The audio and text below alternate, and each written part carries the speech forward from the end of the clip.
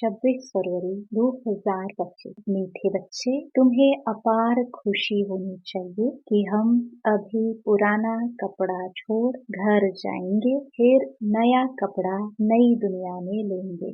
प्रश्न, ड्रामा का कौन सा राज अति सूक्ष्म समझने का है? उत्तर, यह ड्रामा जो मिसल चलता रहता है, टिक टिक होती रहती है, जिसकी जो एक्चुअली वह फिर हूबहू 5000 वर्ष के बाद रिपीट होगी। यह राज बहुत सूक्ष्म समझने का है। जो बच्चे इस राज को यथार्थ नहीं समझते तो कह देते ड्रामा में होगा तो पुरुषार्थ कर लेंगे, वह ऊंच पद पा नहीं सके। ओम शांति। बच्चों को बाप की पहचान मिले, फिर बाप से वर्षा लेना है और पावन बनना है। कहते भी है, हे पतित पावन, आकर हमको पावन बनाओ, क्योंकि समझते हैं हम पतित बुद्धि है। बुद्धि भी कहती है यह पतित आयरनेस्ड दुनिया है। नई दुनिया को सतो प्रधान, पुरानी दुनिया को तमो प्रधान कहा जाता है। तुम बच्चों को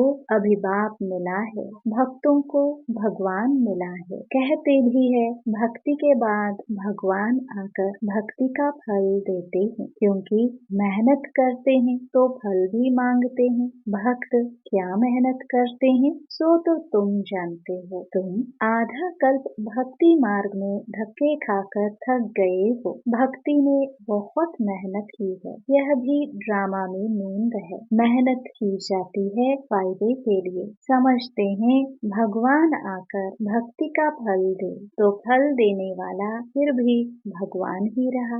भक्त भगवान को याद करते हैं, क्योंकि भक्ति में दुख है तो कहते हैं आकर हमारे दुख हरो, पावन बनाओ। कोई भी नहीं जानते हैं कि अभी रावण राज्य है, रावण ने ही पतित बनाया है। कहते भी है राम राज्य चाहिए, परंतु वह कब कैसे होना है कोई को भी यह पता नहीं है। आत्मा अंदर समझती है कि अब रावण राज्य है, यह है ही भक्ति मार्ग। भक्त बहुत नाच तमाशे करते हैं, खुशी भी होती है और रोते भी हैं। भगवान के प्रेम में आंसू आ जाते हैं, परंतु भगवान को जानते नहीं। जिसके प्रेम में आंसू आते हैं उनको जानना चाहिए ना। चित्रों से तो कुछ मिल नहीं सका। हाँ, बहुत भक्ति करते हैं तो साक्षात्कार होता है, बस वही उनके लिए खुशी की बात है। भगवान खुद ही आकर अपना परिचय देते हैं कि मैं कौन हूँ,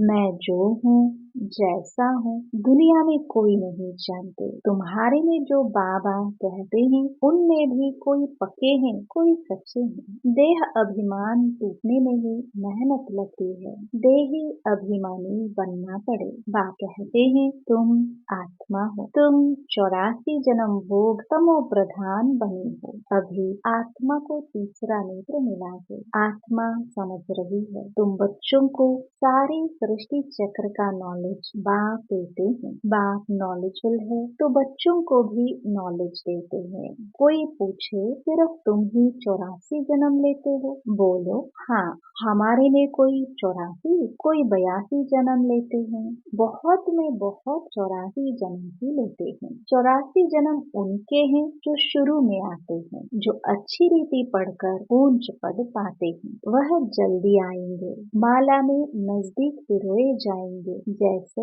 नया घर बनता रहता है तो दिल में आता जल्दी बन जाए तो हम जाकर बैठे। तुम बच्चों को भी खुशी होनी चाहिए। अभी हमको यह पुराने कपड़े छोड़ नए लेने हैं। नाटक में एक्टर्स घंटा आधा पहले से ही घड़ी को देखे रहते हैं, टाइम पूरा हो तो घर जाए, वह टाइम आ जाता है। तुम बच्चों के लिए बेहद की घड़ी है। तुम जानते हो जब कर्मातीत अवस्था को पाएंगे तो फिर यहाँ रहेंगे नहीं। कर्मातीत बनने लिए भी याद में रहना पड़े, बड़ी मेहनत है। नई दुनिया में तुम जाते हो, फिर एक एक जन्म में कला कम होती जाती है। नए मकान में 6 मास बैठो तो कुछ न कुछ दाग आदि हो जाते हैं ना, थोड़ा फर्क पड़ जाता है। तो वहाँ नई दुनिया में भी कोई तो पहले आएंगे, कोई थोड़ा देरी से आएंगे। पहले जो आएंगे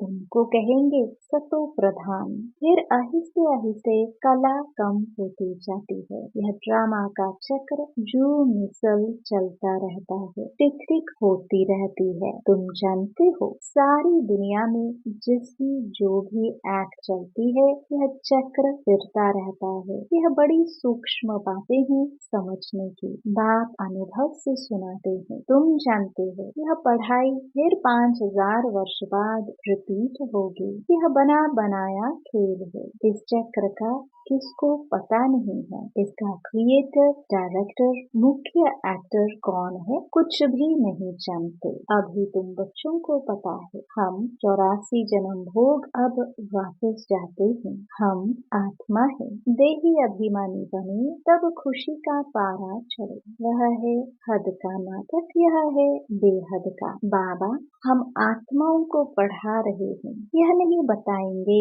कि फलाने समय यह होगा।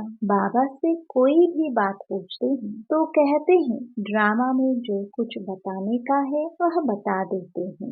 ड्रामानुसार जो उत्तर मिलना था सो मिल गया, बस उस पर चल पड़ना है। ड्रामा बगैर बाप कुछ भी नहीं कर सकते हैं। कई बच्चे कहते हैं ड्रामा में होगा तो पुरुषार्थ कर लेंगे, वह कभी ऊंच पद पा नहीं सकते। बाप कहते हैं पुरुषार्थ तुमको करना है। ड्रामा तुमको पुरुषार्थ कराता है। कल्प पहले मुआफिक कोई ड्रामा पर ठहर जाते हैं कि जो ड्रामा में होगा तो समझा जाता है इनकी तकदीर में नहीं है।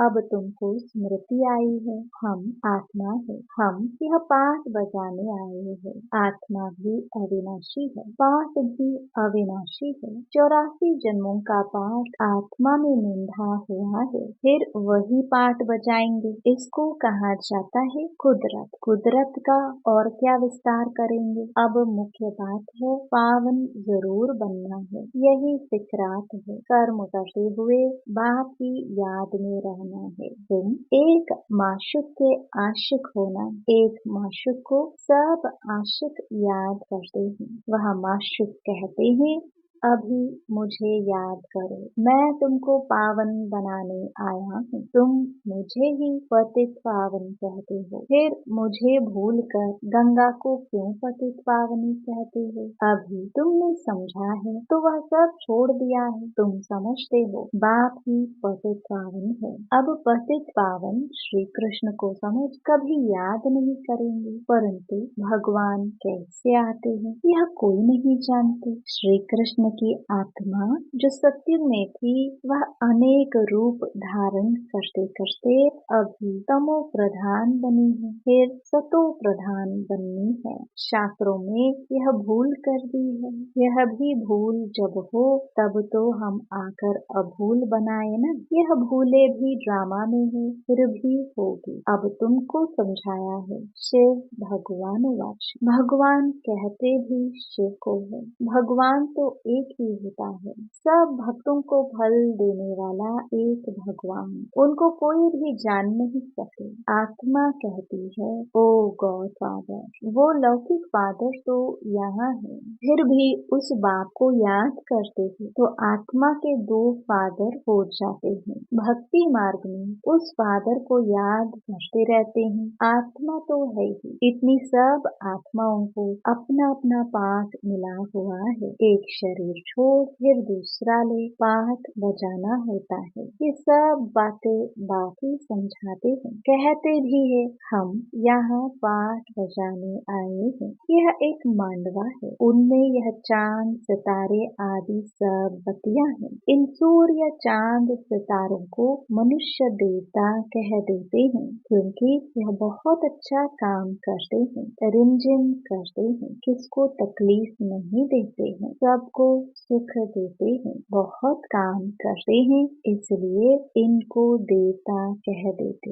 अच्छा काम करने वाले को कहते हैं ना, यह तो जैसे देवता है। अब वास्तव में देवता ही तो सत्य में थे, सब सुख देने वाले थे, सबकी प्रीत थी, इसलिए देवताओं से उनकी भेंट ही है। देवताओं के गुण भी गाए जाते हैं, उन्हों के आगे जाकर गाते हैं। हम निर्गुण हारे में कोई गुण बोलना ही, आप ही तरस पड़ोगे, आपको तो तरस पड़ता होगा। बाप कहते हैं तरस पड़ा है तब तो फिर भी आया हूँ तुमको गुणवान बनाने। तुम पूज्य थे, अब पुजारी बने हो, फिर पूज्य बने। हमसों का अर्थ भी तुमको समझाया है। मनुष्य तो कह देते आत्मा सो परमात्मा, परमात्मा सो आत्मा। बाप कहते हैं ये रॉन्ग है, तुम आत्मा निराकार थे, फिर सो देवता क्षत्रिय वैश्य शूद्र बने, अभी सो ब्राह्मण वर्ण में आई हो। आत्मा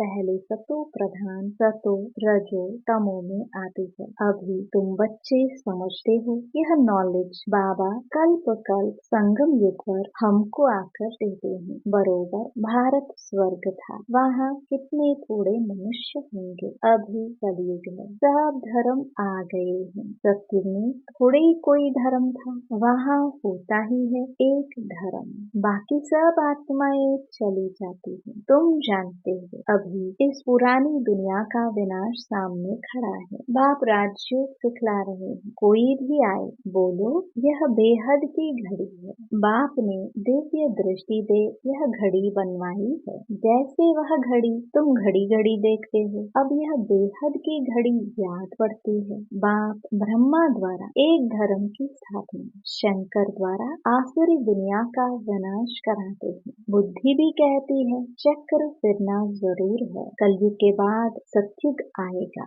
अभी मनुष्य भी बहुत है, उपद्रव भी बहुत होते रहते हैं, मुसल भी वही है। शास्त्रों में तो कितनी कथाएं बना दी है। बाप आकर वेदों शास्त्रों का सार समझाते हैं। मुख्य धर्म भी चार है, यह ब्राह्मण धर्म है पांचवा, सबसे ऊंच से ऊंच यह है छोटा धर्म। यज्ञ की संभाल करने वाले ब्राह्मण है, यह ज्ञान यज्ञ है। उपद्रव को मिटाने के लिए यज्ञ रचते हैं, वह समझते हैं यह लड़ाई आदि न लगे। अरे लड़ाई नहीं लगेगी तो सत्युग कैसे आएगा? इतने सब मनुष्य कहाँ जाएंगे? हम सब आत्माओं को ले जाते हैं तो जरूर शरीर यहाँ छोड़ना पड़े। तुम पुकारते भी हो हे बाबा आकर हमको पतित से पावन बनाओ। बाप कहते हैं हमको जरूर पुरानी दुनिया का विनाश कराना होगा। पावन दुनिया है ही सत्युग, सबको मुक्ति धाम ले जाता हूँ।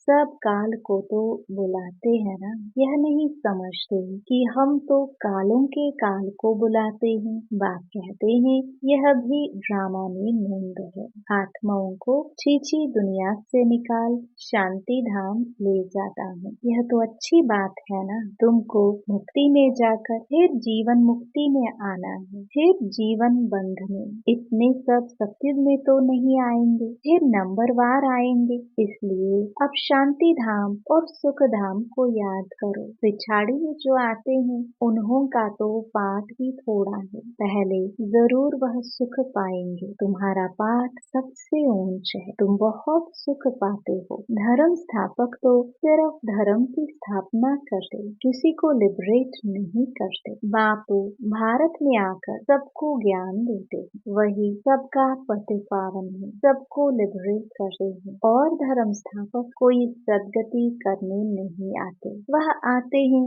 धर्म स्थापन करने। वह कोई शांति धाम सुख धाम में नहीं ले जाते, सबको शांति धाम सुख धाम में बाप ही ले जाते हैं। जो दुख से छुड़ाए सुख देते हैं उनके ही तीर्थ होते हैं, मनुष्य समझते नहीं। वास्तव में सच्चा तीर्थ तो एक बाबा का ही है, महिमा भी एक की ही है। सब उनको पुकारते हैं हे लिबरेटर आओ। भारत ही सच्चा तीर्थ है जहाँ बाप आकर सबको मुक्ति जीवन मुक्ति देते हैं। तो तुम फिर भक्ति मार्ग में उनके बड़े बड़े मंदिर बनाते हैं, हीरे जवाहरों के मंदिर बनाते हो, सोमनाथ का मंदिर कितना खूबसूरत बनाते हैं। और अभी देखो बाबा कहाँ बैठे हैं, पतित शरीर में पतित दुनिया में। तुम ही पहचानते हो, तुम बाबा के मददगार बनते हो। औरों को रास्ता बताने में जो मदद करेगा उनको ऊंच पद मिलेगा, यह तो कायदा है। बाप कहते हैं मेहनत करो, बहुतों को रास्ता बताओ कि बाप और वर्षे को याद करो। 84 का चक्र तो सामने है, यह है जैसे अंधों के आगे आईना। यह ड्रामा हूबहू रिपीट होता है, फिर भी मुझे कोई नहीं जानेगा। ऐसे नहीं कि मेरा मंदिर लूटते हैं तो मैं कुछ करूं, ड्रामा में लूटने का ही है, फिर भी लूट जाएंगे। मुझे बुलाते ही हैं, पतित से पावन बनाओ तो मैं आकर तुम बच्चों को पढ़ाता हूँ। ड्रामा में विनाश की भी नोंद है, तो फिर भी होगा। मैं कोई फूंक नहीं देता हूँ कि विनाश हो जाए। यह मुसल आदि बने हैं, यह भी ड्रामा में नोंद है। मैं भी ड्रामा के बंधन में बंधा हुआ हूँ। मेरा पाठ सबसे बड़ा है, सृष्टि को बदलना, पतित से पावन बनाना। अब समर्थ कौन? मैं या ड्रामा? रावण को भी ड्रामानुसार आना ही है। जो नॉलेज मेरे में है वह आकर देता हूँ। तुम शिव बाबा की सेना हो, रावण पर जीत पाते हो। बाप कहते हैं सेंटर्स खोलते रहो, मैं आता हूँ पढ़ाने। मैं कुछ लेता नहीं, पैसे जो कुछ है वह इसमें सफल करो। ऐसे भी नहीं सब खलास कर भूख मरो, भूख कोई मर नहीं सकता। बाबा ने सब कुछ दिया, फिर भूख मरते हैं क्या? तुम भूख मरते हो क्या? शिव बाबा का भंडारा है। आजकल तो दुनिया में देखो कितने मनुष्य भूख मरते रहते हैं। अभी तुम बच्चों को तो बाप से पूरा वर्षा लेने का पुरुषार्थ करना है। यह है रूहानी नेचर क्योर। बिल्कुल सिंपल बात, सिर्फ मुख से कहते हैं, मन मना भर। आत्मा को क्योर करते हैं, इसलिए बाप को अविनाशी सर्जन भी कहते हैं। कैसा अच्छा ऑपरेशन सिखलाते हैं। मुझे याद करो तो तुम्हारे सब दुख दूर हो जाएंगे, चक्रवर्ती राजा बन जाएंगे। इन कांटों के जंगल में रहते हुए ऐसे समझो कि हम फूलों के बगीचे में जा रहे हैं, घर जा रहे हैं। एक दो को याद दिलाते रहो, अल्लाह को याद करो तो बे बादशाही मिल जाएगी। अच्छा मीठे मीठे सिखिलदे बच्चों प्रति माता पिता बाप दादा का याद प्यार और गुड मॉर्निंग। रूहानी बापी रूहानी बच्चों को नमस्ते। धारणा के लिए मुख्य सार। पहला, ऊंच पद पाने के लिए बाप का पूरा पूरा मददगार बनना है। अंधों को रास्ता दिखाना है, बेहद की घड़ी को सदा याद रखना है। दूसरा, यज्ञ की संभाल करने के लिए सच्चा सच्चा ब्राह्मण बनना है। पैसे आदि जो हैं उन्हें सफल कर बाप से पूरा पूरा वर्षा लेना है। वरदान, मन मनाभव की विधि द्वारा बंधनों के बीज को समाप्त करने वाले नष्टो मोहा स्मृति स्वरूप भाव। बंधनों का बीज है संबंध। जब बाप के साथ सर्व संबंध जोड़ लिया तो फिर किसी में मोह कैसे हो सकता? बिना संबंध के मोह नहीं होता, और मोह नहीं तो बंधन नहीं। जब बीज को ही खत्म कर दिया तो बिना बीज के वृक्ष कैसे पैदा होगा? यदि अभी तक बंधन है तो सिद्ध है कि कुछ तोड़ा है, कुछ जोड़ा है। इसलिए मन मनाभव की विधि से मन के बंधनों से भी मुक्त, नष्टो मोहा स्मृति स्वरूप बनूं। फिर यह शिकायतें समाप्त हो जाएंगी कि क्या करे, बंधन है कतरा नहीं।